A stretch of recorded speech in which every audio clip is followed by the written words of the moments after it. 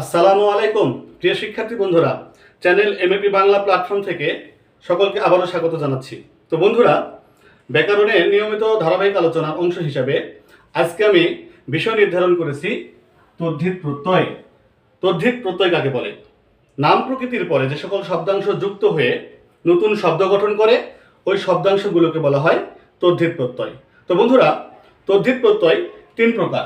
1 নম্বর বাংলা তদ্ধিত, 2 নম্বর বিদেশি তদ্ধিত এবং 3 নম্বর সংস্কৃত তদ্ধিত প্রত্যয়। আমরা তিনটা নিয়ে আলোচনা করব। তো আমরা মুখ্যত সংস্কৃত তদ্ধিত প্রত্যয় নিয়ে বেশি আলোচনা করব। তো বন্ধুরা, বাংলা তদ্ধিত প্রত্যয় কাকে বলা হয়?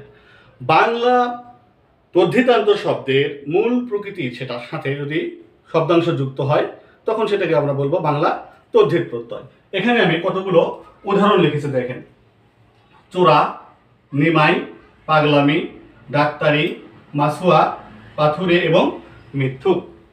এখানে ডান পাশে আমরা প্রত্যয়গুলো দেখতে পাচ্ছি। আমি উদাহরণের সাহায্যে সবকিছু আমি আপনাদেরকে বুঝিয়ে দিচ্ছি। চোরা, চোর যুক্ত আ, এখানে আ প্রত্যয় আছে চোরা। এখানে যদি বাঘা থাকতো, বাঘ যুক্ত আ বাঘা। ডিঙা, ডিঙি যুক্ত আ সমান ডিঙা। তো বন্ধুরা, এখানে অনেক সময় তদ্ধিত প্রত্যয়, বাংলা তদ্ধিত প্রত্যয়ের অর্থ চাই। যেমন চোরা, এখানে কি অর্থ, আ প্রত্যয় কি অর্থ প্রকাশ করেছে? আমাদের বলতে হবে অবজ্ঞা অর্থে। ডিঙা, আ প্রত্যয় আমাদেরকে কি অর্থ প্রকাশ করেছে? আমরা বলবো বৃহৎ অর্থে। এরকম অর্থ চাই, আমরা অবশ্যই অর্থগুলো দেখে নিব। নিমাই, নিম যুক্ত আয় সমান নিমাই। এখানে আয় প্রত্যয়টা আদরার্থে ব্যবহার করা হয়েছে।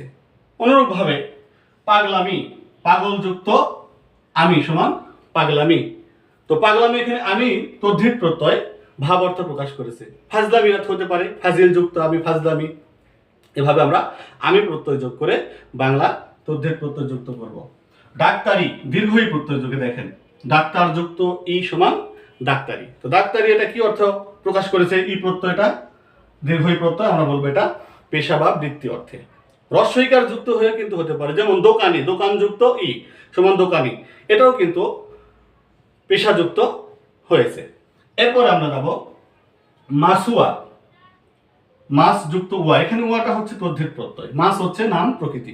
তো আমাদের মনে রাখতে হবে, তদ্ধিত প্রত্যয়ের বাংলা হোক, বিদেশি হোক আর সংস্কৃত হোক, সবগুলোর প্রকৃতি কিন্তু নাম প্রকৃতি হবে বা প্রাতিপদিক হবে। তো মাসুয়া, মাস যুক্ত ওয়া, এখানে মাসুয়া ওয়া প্রত্যয় এখানে উপজীবিকা অর্থে ব্যবহার করা হয়েছে। পাথুরে, পাথর যোগ এ সমান পাথুরে। এখানে এ তদ্ধিত প্রত্যয় আমাদের উপকরণ অর্থে ব্যবহার করা হয়েছে। এবং মিথ্যুক, মিথ্যা যোগ উক সমান মিথ্যুক। এভাবে আমরা আ, আয়, আমি, দীর্ঘই, উয়া, এ, উক, এই যে প্রত্যয়গুলো যেগুলো পরীক্ষায় বেশি আসে, সেই উদাহরণগুলো দিয়ে আমি আপনাদেরকে বোঝানোর চেষ্টা করলাম। তো আমি আশা করি বাংলা তদ্ধিত প্রত্যয় আপনারা বুঝতে পেরেছেন। তো ডান পাশে আমরা দেখতে পাচ্ছি বিদেশি তদ্ধিত প্রত্যয়ের কতগুলো উদাহরণ। তো বন্ধুরা, আমি বিদেশি তদ্ধিত প্রত্যয় হিসেবে রেখেছি ওয়ালা, ওয়ান, আনা, গড়, দাঁড়, বাজ এবং পনা, যে প্রত্যয় দিয়ে পরীক্ষায় সবচেয়ে বেশি আমাদের এসে থাকে। যেমন গাড়িওয়ালা, গাড়ি যুক্ত ওয়ালা, গাড়িওয়ালা, এটা হিন্দি ভাষার ওয়ালা তদ্ধিত প্রত্যয়।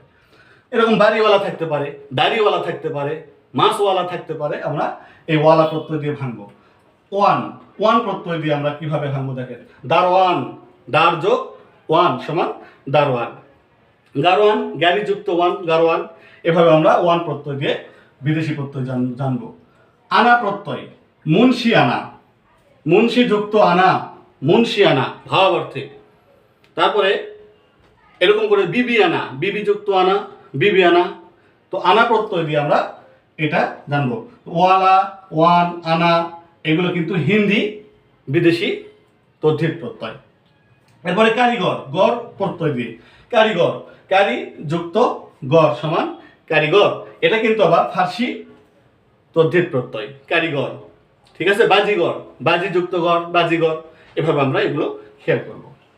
তারপরে দাঁড় প্রত্যয়, দেনাদার, দেনা যুক্ত দাঁড় সমান দেনাদার। এখানে দাঁড় প্রত্যয় এটাও কিন্তু ফার্সি ভাষার প্রত্যয়। তো বন্ধুরা এরপর আমরা দেখবো বাজ বাজ প্রত্যয় যুগে, যেমন গলাবাজ, গলাযুক্ত বাজ সমান গলাবাজ। তো গলাবাজ এটাও ফার্সি তদ্ধিত প্রত্যয়। এরপরে বেহায়াপনা, পনা প্রত্যয় বিদেশি, এটা হিন্দি। তাহলে কি হবে বেহায়াপনা? বেহায়া যুক্ত পনা সমান বেহায়াপনা। তো বন্ধুরা যে উপসর্গ, যে প্রত্যয়গুলো যে সবচেয়ে বেশি বেশি পরীক্ষায় আমরা মানে প্রশ্ন আসা দেখি, সেই উদাহরণগুলো আমি আপনাদেরকে বোঝানোর চেষ্টা করেছি। তো আমি আশা করি বাংলা এবং তদ্ধিত মানে বিদেশি তদ্ধিত প্রত্যয় আপনারা বুঝতে পেরেছেন। এখন আমি আলোচনা করব সংস্কৃত তদ্ধিত প্রত্যয় নিয়ে। কি নিয়ে আলোচনা করব? সংস্কৃত তদ্ধিত প্রত্যয়। আপনারা আমার বোর্ডের নিচে দেখতে পাচ্ছেন কতগুলো প্রত্যয় আমি লিখে রেখেছি, আমার সময় স্বল্পতার কারণে যাতে সুবিধা হয় সেই অর্থে। আমরা দেখতে পাচ্ছি জ প্রত্যয়। জ প্রত্যয় কখন হয় বন্ধুরা? আমরা দেখব প্রত্যয়ন্ত শব্দের শেষে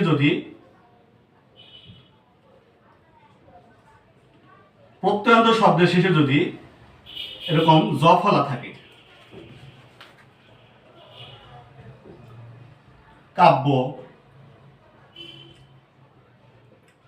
মাধুর্য,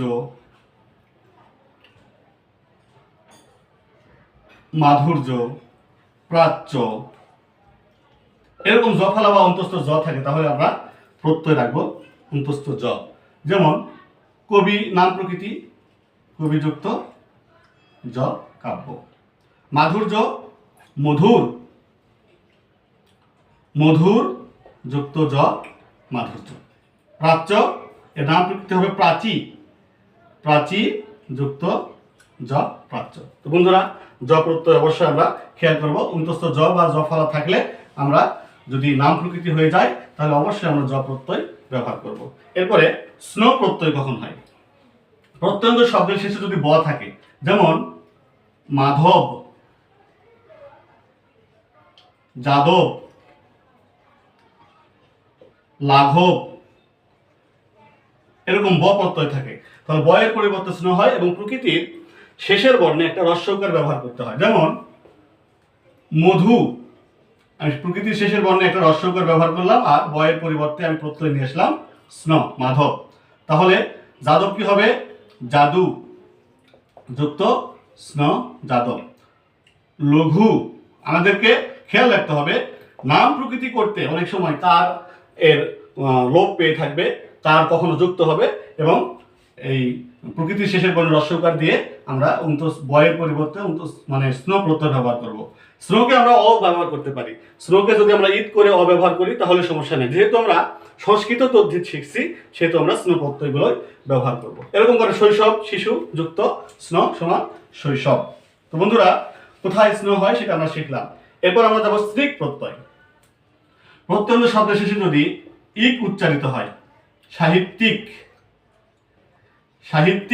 তাহলে কি হবে? সাহিত্য যুক্ত স্নেক, এটা আমরা স্নেক প্রত্যয় ব্যবহার, ইকও ব্যবহার করতে পারি। বললাম তো যে আমরা ঈদ করে ইক প্রত্যয় ব্যবহার করতে পারি। তো সাহিত্যিক হয়ে গেল। নাগরিক, নগর যুক্ত স্নেক নাগরিক। সামাজিক, সমাজযুক্ত স্নেক সামাজিক। এভাবে যত ইক উচ্চারণ হবে মূল শব্দে তখন আমরা ইক এর পরিবর্তে স্নেক প্রত্যয় ব্যবহার করব। বন্ধুরা আশা করি এটাও বুঝতে পেরেছেন। মতুক এবং বতুক কখন হয়? প্রত্যয়ন্ত শব্দের শেষে যদি মান থাকে, যেমন শ্রীমান, তারপরে বুদ্ধিমান, তাহলে হবে মতুক। তাহলে শ্রী যুক্ত মান আছে, কি হবে? মতুক। তারপর বুদ্ধি যুক্ত মতুক। আর যদি বান থাকে, এখানে মানের জায়গায় কি থাকবে? যদি বান থাকে তাহলে হবে বতুক। যেমন জ্ঞানবান, তো যে বান আছে এখানে তাহলে কি হবে? জ্ঞান যুক্ত বতুক। ধনবান কি হবে? ধন যুক্ত বতুক সমান ধনবান। তো বন্ধুরা বতুক প্রত্যয়টা আমরা শিখে ফেললাম। এরপরে আমরা এমন প্রত্যয় কখন হয়? ইমা উচ্চারিত হলে, যেমন নীলি মা মহিমা। প্রত্যন্ত শব্দ শেষে ইমা উচ্চারিত হলে তাহলে আমরা হবে ইমন। যেমন নীল, নীলযুক্ত ইমন সমান নীলিমা। মহিমা এর নাম প্রকৃতি হবে মহৎ, মহৎযুক্ত ইমন মহিমা। তো আশা করা যায় ইমনটাও আমরা সকলে বুঝতে পেরেছি। তো বন্ধুরা, এরপরে আমি যাব নিয় প্রত্যয় কখন হয়। প্রত্যন্ত শব্দের শেষে যদি ইও উচ্চারিত হয় বা ইও থাকে, যেমন বর্ষীয়,